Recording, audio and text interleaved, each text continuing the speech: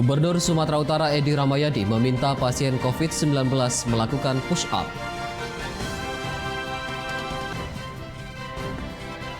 Satu unit minibus rusak parah setelah menabrak truk di jalan lintas Sumatera.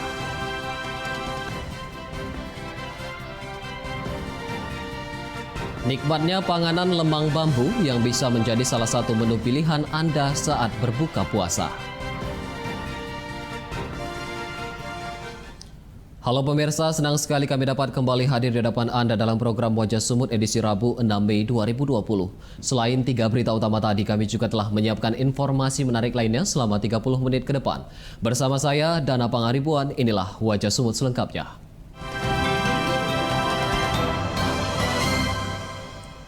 Kasus positif COVID-19 di Sumatera Utara terus mengalami peningkatan menjadi 130 kasus yang terkonfirmasi dari pemeriksaan PCR. Sementara jumlah PDP yang masih dirawat saat ini sebanyak 154 pasien. Bismillahirrahmanirrahim.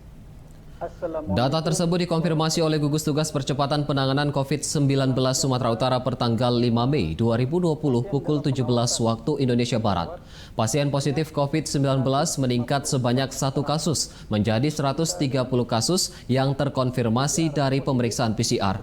Sementara jumlah kasus positif COVID-19 meninggal dunia sebanyak 14 orang, sedangkan pasien yang telah dinyatakan sembuh sebanyak 43 orang. Jumlah PDP yang masih menjalani perawatan saat ini menurun sebanyak 8 pasien menjadi 154 pasien. Juru bicara Gugus Tugas Percepatan Penanganan COVID-19 Sumatera Utara Wiko Irwan menyampaikan kasus positif COVID-19 terbanyak berada di Kota Medan berjumlah 98 kasus, disusul Deli Serdang sebanyak 12 kasus dan Kota Pematang Siantar sebanyak 6 kasus. Saudara-saudara warga masyarakat Sumatera Utara, pasien dalam pengawasan yang sedang dirawat sebanyak 154 orang. Penderita dengan PCR positif sebanyak 130 orang. Terbanyak masih dipegang oleh Kota Medan sebanyak 98. Pemirsa, seorang bayi berstatus PDP asal Tanjung Balai meninggal dunia setelah sehari dirawat di Rumah Sakit Marta Friska, Medan. Bayi tersebut telah dimakamkan di pemakaman Simalingkar, Medan dengan prosedur kesehatan COVID-19. Hal tersebut dikonfirmasi juru bicara penanganan COVID-19 Tanjung Balai, Walman Girsang. Sebelumnya, bayi berusia 6 bulan tersebut dirujuk ke Rumah Sakit Umum Daerah Tengku Mansur, Tanjung Balai karena menderita penurunan kesadaran, dehidrasi berat, dan diare.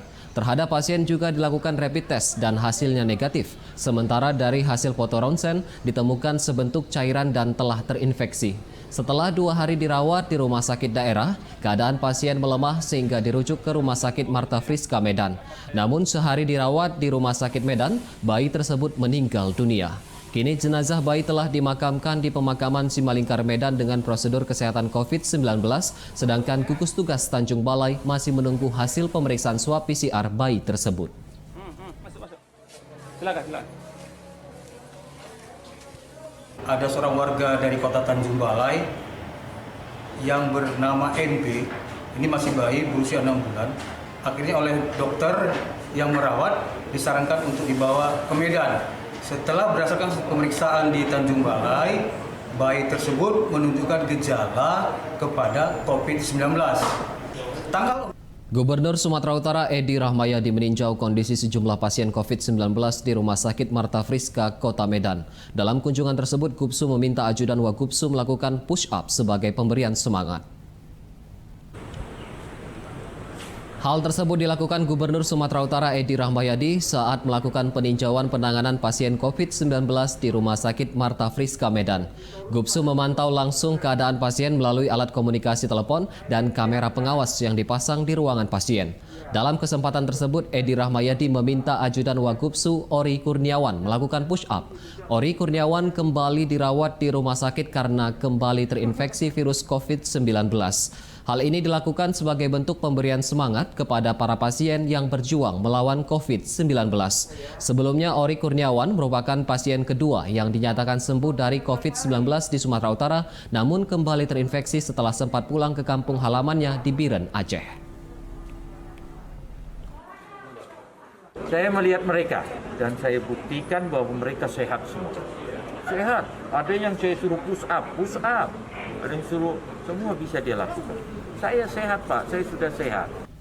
Pemirsa, pasien yang telah dinyatakan sembuh dari COVID-19 masih berpotensi untuk terinfeksi kembali, seperti yang dialami ajudan Wakil Gubernur Sumatera Utara, Ori Kurniawan. Berikut penjelasan dari Dr. Ade Ramaini, Koordinator Penanganan Pasien COVID-19 Rumah Sakit Umum Pusat Haji Adam Malik Medan, yang sempat kami wawancarai beberapa waktu lalu.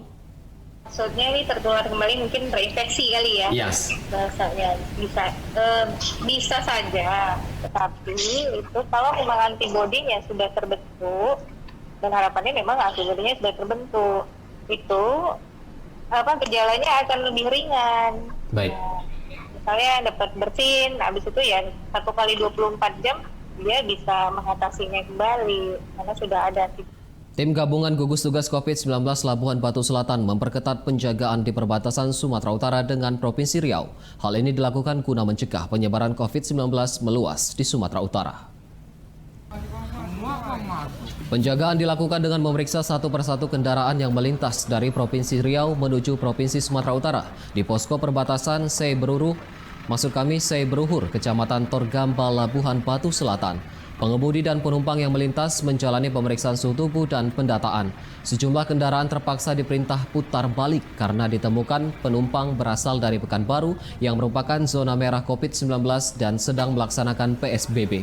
Menurut Kepala Pos Pengamanan Perbatasan Sutiono, pemeriksaan dilaksanakan untuk membatasi pergerakan kendaraan dan orang dari provinsi lain untuk mengantisipasi masuknya COVID-19 ke wilayah Sumatera Utara. Tindakan kami sekarang ini dalam melakukan penyekatan apabila ada dari masyarakat yang akan melakukan mudik dari daerah zona merah yang telah ditentukan pemerintah, maka kepada masyarakat tersebut akan kami kembalikan ke tempat semula. Pemirsa, saja akan hadir informasi mengenai satu unit minibus rusak parah setelah menabrak truk di Jalan Lintas Sumatera. Tetaplah bersama kami.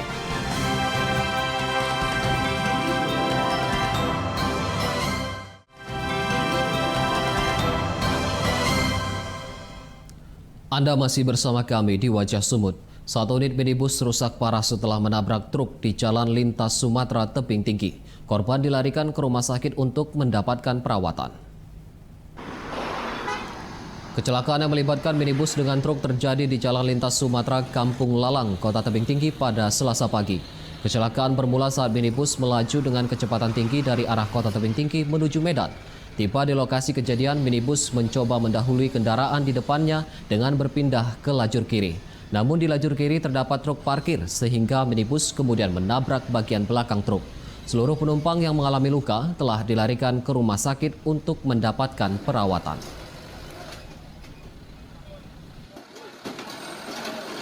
Keterangan saksi sementara bahwa mobil Innova datang dari tebing tinggi menuju Medan.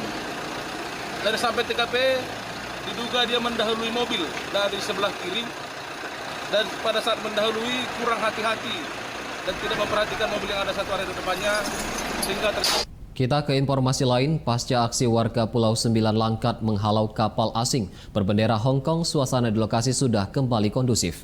Polisi meminta warga jaga Kamtipmas dan tidak terprovokasi. Pasca insiden tersebut, situasi di desa sudah kembali kondusif. Aktivitas warga yang umumnya berprofesi sebagai nelayan juga sudah kembali normal.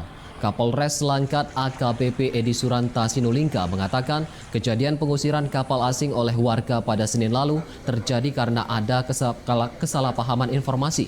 Kapolres menambahkan aktivitas kapal bongkar muat ikan berbendera Hong Kong tersebut sudah berlangsung sejak lama beberapa tahun dan diketahui warga Pulau Sembilan.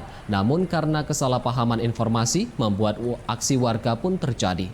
Rencananya kapal berbendera Hong Kong tersebut akan melakukan aktivitas bongkar muat ikan di titik 500 meter dari bibir pantai. Sebelumnya warga Pulau Sembilan menolak kedatangan kapal asing berbendera Hong Kong yang akan sandar di dermaga desa karena warga khawatir desa mereka terpapar COVID-19.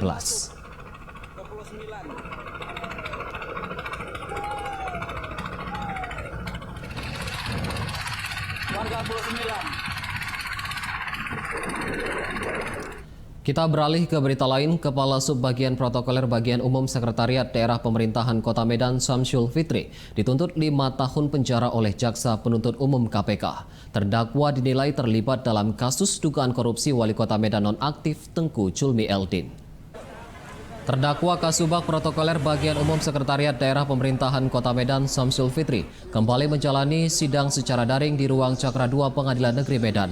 Jaksa Penuntut Umum KPK menuntut terdakwa Syamsul Fitri dengan hukuman 5 tahun penjara, di mana perbuatan terdakwa terbukti bersalah karena menyetorkan uang senilai 2,1 miliar rupiah yang bersumber dari dana kutipan para kepala dinas di lingkungan Pemko Medan untuk diberikan kepada Wali Kota Medan nonaktif Tengku Julmi Eldin. Perbuatan terdakwa merupakan tindak pidana sebagaimana diatur dan diancam pidana dalam pasal 12 huruf A Undang-Undang Republik Indonesia Nomor 31 Tahun 1999 tentang pemberantasan tindak pidana korupsi. Terdakwa diketahui melakukan perbuatan tersebut sejak Juli 2018 hingga Oktober 2019 lalu. Sidang ditunda hingga Kamis pekan depan dengan agenda pembelaan atau pledoi. Sementara sidang Wali Kota Medan nonaktif Tengku Julmi Eldin kembali digelar secara daring. Dalam persidangan, Eldin mengaku tidak pernah menerima uang suap dari sejumlah kepala dinas Kota Medan. Terdakwa mantan Wali Kota Medan Julmi Eldin mengaku tidak pernah memerintahkan terdakwa Syamsul Fitri yang saat itu menjabat sebagai protokol Pemko Medan mengutip uang dari sejumlah kepala dinas di lingkungan pemerintahan kota. Julmi Eldin juga membantah tidak pernah menerima uang dari Syamsul Fitri untuk biaya perjalanan dinasnya. Saat Jaksa Penuntut Umum dari Komisi Pemberantasan Korupsi mempertanyakan sumber kekurangan biaya perjalanan dinas, terdakwa mengatakan seluruh persiapan untuk perjalanan dinas diserahkan kepada Kasubag Protokoler Pemko Medan. Sementara terkait perjalanan dinas ke Jepang dengan membawa keluarga, terdakwa Julmi Eldin mengakui ada kekurangan biaya dan penyelesaiannya diserahkan seluruhnya kepada bagian protokoler. Sidang berikutnya akan dilanjutkan pada pekan depan dengan agenda tuntutan jaksa. Nggak ada ya, itu keliru, nggak ada yang bertentangan. Kalau dari keterangan saksi-saksi ini umumnya kepala dinas ya. Kepala dinas kan menyatakan mereka itu tak pernah disuruh oleh terdakwa untuk meminta-minta uang, dan tidak pernah mereka itu dihubungi oleh wali kota untuk. Pemirsa, pedagang tradisional di Pasar Induk Lauci Medan mengeluhkan penurunan omset penjualan sejak 2 pekan terakhir. Penjualan para pedagang mengalami penurunan hingga mencapai 50%. Beginilah suasana di Pasar Induk di Desa Lauci, Kecamatan Medan Tuntungan, Kota Medan. Suasana pasar tidak lagi ramai seperti biasanya pasca pandemi COVID-19 terjadi di Sumatera Utara. Di pusat pasar sayur dan buah ini, harga sayur mayur turun hingga 20%. Seperti wortel yang biasanya dijual Rp8.000 per kilogramnya, kini dijual Rp6.000.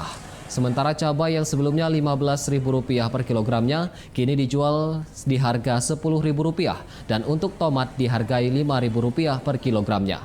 Para pedagang mengeluhkan sepinya pembeli karena pelanggan kini enggan berkunjung ke pasar induk karena khawatir terpapar COVID-19.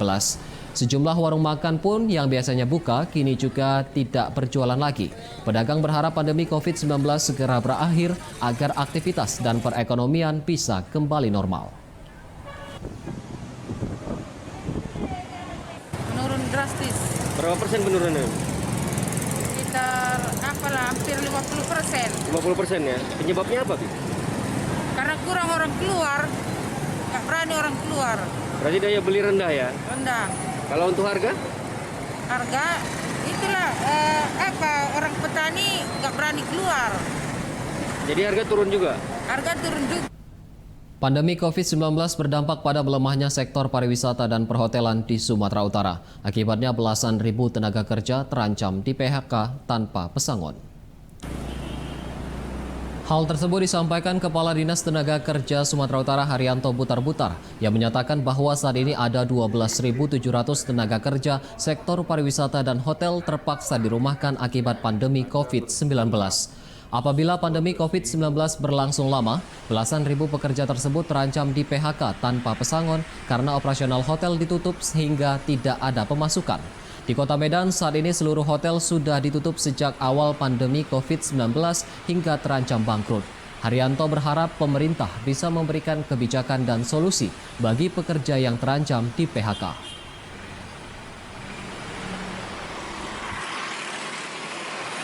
Wabah penyakit COVID ini berkepanjangan, tidak menutup kemungkinan juga para pengusahanya akan PHK para pekerjanya. Untuk kalau di PHK wajib membayar pesangon ya Pak? Kalau kondisi seperti ini saya kira juga kita harus bijak bahwa perusahaan itu juga mungkin tidak punya kemampuan untuk membayar pesangon. Usai jeda kami akan kembali dengan informasi mengenai nikmatnya panganan lemang bambu yang bisa menjadi salah satu menu pilihan Anda saat berbuka puasa. Tetaplah bersama kami.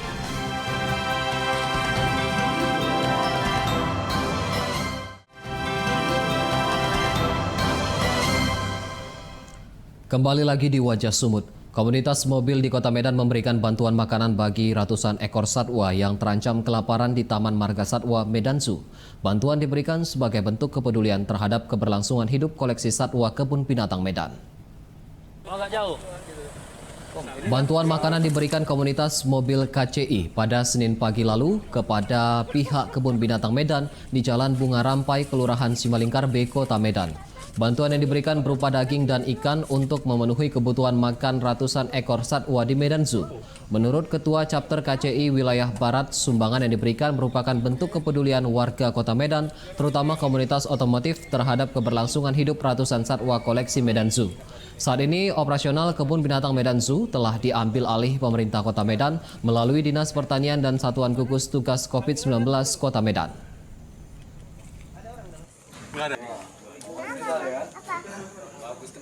Dampak COVID ini bisa segera berakhir sehingga bisa kembali beroperasional dengan normal dan bisa ini kebutuhan makan satwanya bisa kembali normal. Kejaksaan Negeri Tebing Tinggi membagikan ratusan paket sembako gratis kepada warga yang terdampak COVID-19. Pembagian sembako gratis digelar di kantor Kejaksaan Negeri Tebing Tinggi.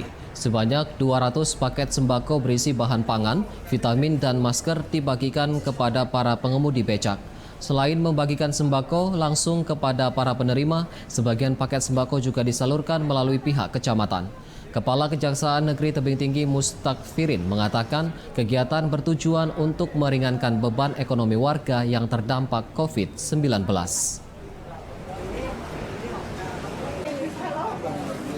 Kegiatan pada hari ini kita dari Kejaksaan Negeri Tebing Tinggi peduli terhadap adanya wabah COVID ya, terhadap masyarakat yang terdampak, khususnya mungkin bank-bank becak ya, yang berkurang penghasilannya, kemudian dari masyarakat yang putus kerja karena PHK. Guna mendukung kinerja tim medis melawan COVID-19, anggota DPRD Kabupaten Toba dari Partai Demokrat membagikan alat pelindung diri ke puskesmas dan rumah sakit di Kabupaten Toba. Bantuan alat pelindung diri anggota DPRD dari Partai Demokrat Robinson Tampubolon diberikan langsung pengurus Partai Demokrat kepada Puskesmas Tampahan, Puskesmas Tandang Puhit Balige, dan RSHK BP Balige. Adapun bantuan yang diberikan berupa 100 unit hazmat, 200 kotak sarung tangan, dan 3.000 masker medis. Pengurus Partai Demokrat Tamba Aritonang mengatakan bantuan ini diberikan untuk membantu tim medis yang menjadi garda terdepan melawan COVID-19.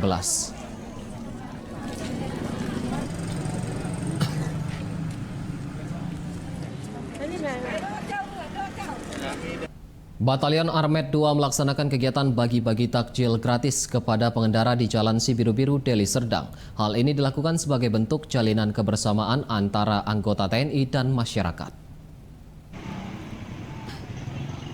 Seratusan paket takjil berbuka puasa dibagikan secara rutin selama bulan Ramadan kepada pengendara yang melintas di depan Mako Batalion Jalan Sibiru-Biru, Deli Serdang. Dalam kegiatan bagi takjil, prajurit juga mensosialisasikan pencegahan COVID-19, diantaranya menghimbau warga untuk tetap di rumah dan menggunakan masker ketika beraktivitas di luar rumah. Menurut Pasintel Batalion Armet 2 105 KS, Guntur Surya Kencana, hal ini dilakukan sebagai jalinan kebersamaan antara anggota TNI dan masyarakat. Kegiatan ini kami rutin laksanakan, khususnya kami Batalion Armet 2 melaksanakan kegiatan bagi takjil gratis. Seharinya kami kurang lebih menyiapkan takjil sekitar 102. Pemirsa, ragam kuliner Nusantara bisa menjadi pilihan makanan bagi Anda bersama keluarga saat berbuka puasa. Salah satunya lemang, panganan berbahan beras ketan yang memiliki cita rasa manis dan gurih. Berikut liputannya untuk Anda. Informasi tersebut sekaligus menjadi penutup Wajah Sumut edisi hari ini. Saya Dana Pangribuan beserta kru yang bertugas mengucapkan terima kasih dan mari bersatu mencegah penyebaran virus COVID-19. Sampai jumpa.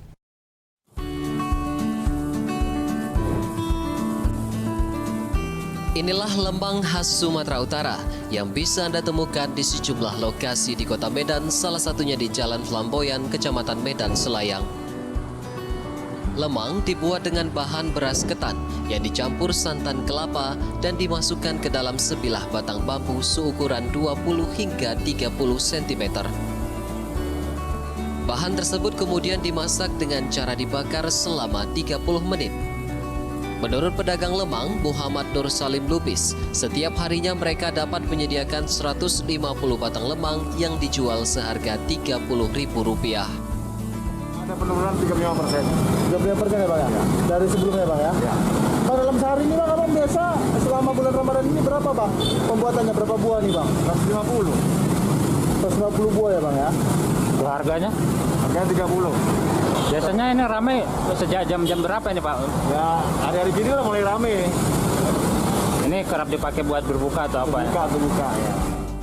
Untuk bulan Ramadan kali ini, pedagang lemang mengaku mengalami penurunan penjualan hingga 35% akibat pandemi COVID-19. Meski demikian, sejumlah masyarakat masih tetap mencari lemang untuk menu berbuka puasa di rumah karena memiliki cita rasa manis dan gurih.